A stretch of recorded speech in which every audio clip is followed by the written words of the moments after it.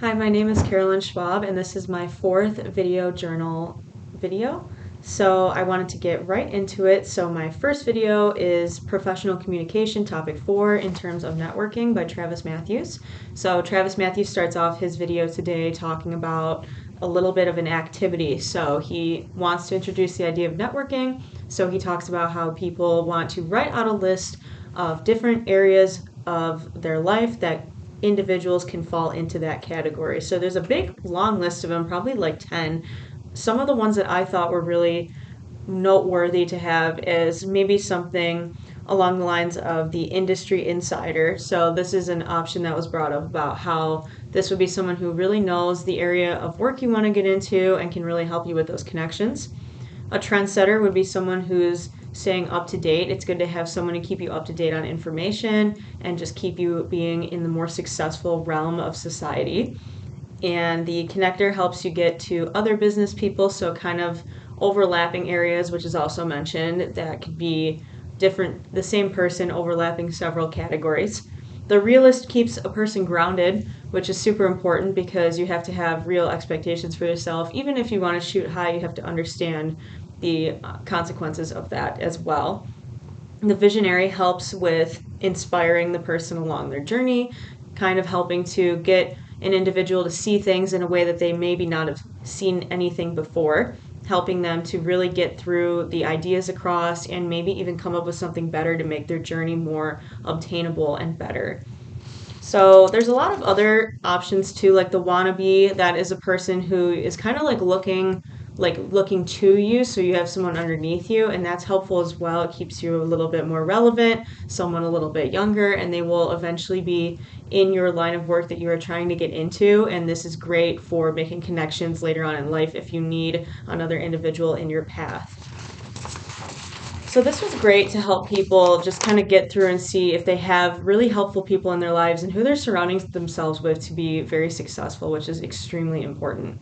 So in the second video, it is communication in the global business and marketing video. So that one was all about cultural awareness.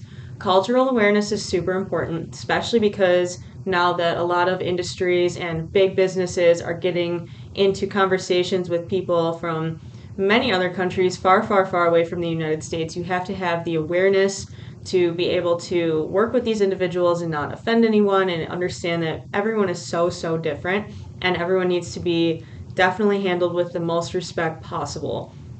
So certain things that are common that this video talks about was just some of the aspects of cultural awareness that can be fluctuating between different groups of people. So an example that was brought up was punctuality, formality in terms of like how you dress, how your hair is, how you present yourself, how your hygiene and communication preferences, and the preferred technology. So I think the preferred technology one was super important to me because I was thinking about how sometimes when you work, like for example, like when I was working in an office, it was really hard for older people to really understand some certain things on the computer. So sometimes their preferred technology was, pen and paper or something along those lines, and it makes the other person feel a lot more comfortable. They're going to be more willing to work with you. So I could definitely connect that back to if you were working with different cultures across the world that maybe aren't familiar with the type of technology that you have, they would definitely feel more comfortable if you tried to use their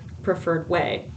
The other thing too is dressing is so important, especially in the United States. We dress a little bit more casual here than definitely other parts of the world. So if you know anything about the state or the country that you're looking into, you definitely want to look into the modesty levels, and that can be varied throughout the world. It's very different in every other part. So that is also a major sign of respect. So definitely researching those things would be super important. So, and then also to punctuality. People really like the idea of being on time. Of course, I think that's probably a general thought for most of like the world, but even in some cultures, that's like an even bigger sign of respect if you are working with people to get there on time. Even earlier, some cultures really even a sign of respect would be working like getting even earlier there to like whatever meeting you're at is super important. And of course, which was also mentioned in the video, was the cultural holidays. that is super important too because it shows so much respect for that you're understanding other areas and other cultures and being super comfortable with understanding people's wants and needs are different along with their priorities. So making someone's large priority your priority and understanding that that is someone's holiday will really get the positive environment rolling when you're working between different people from different cultures. And I think that opens up a great area of work between everyone, which is super great. So then the next video I wanted to talk about was Weird Al Yankovic. This is the third video, the word crime. So the word crimes video is great because it talks about how you're not going to look very smart if you're not saying things right and spelling things right, especially in this sense he's talking about conjugating. So kind of like you could get made fun of in a way. And so they really talk about how using words the correct way is important, such as using less or fewer. That was one of the examples I drew from the video. So less would be uncountable items and fewer would be countable items, and it just makes someone sound a little bit more educated when they know what they're doing and what they're saying. So then something I wanted to tie into the video was because the video was talking about an example, and one of the examples was I could care less, and that's definitely a common one, and I wanted to relate that back because I've definitely heard that from many, many people in my life, and it is not correct because it usually is implying that people would want to not care at all. But if you're saying I could care less, that means that you could care even less than how you care right now, which is usually not what people are trying to say. However, it is a super common statement that is said all the time, which I can definitely relate to. Definitely makes people less intelligent looking. For sure, and that would not be a great thing to have in your interview, is to look even less intelligent even if you don't mean to. So in the fourth video, it's Schoolhouse Rock, grammar rock, verbs, and that's what's happening. So the verbs are introduced through starting actions. So we're talking about you're taking a word and adding to and ing to that, ing.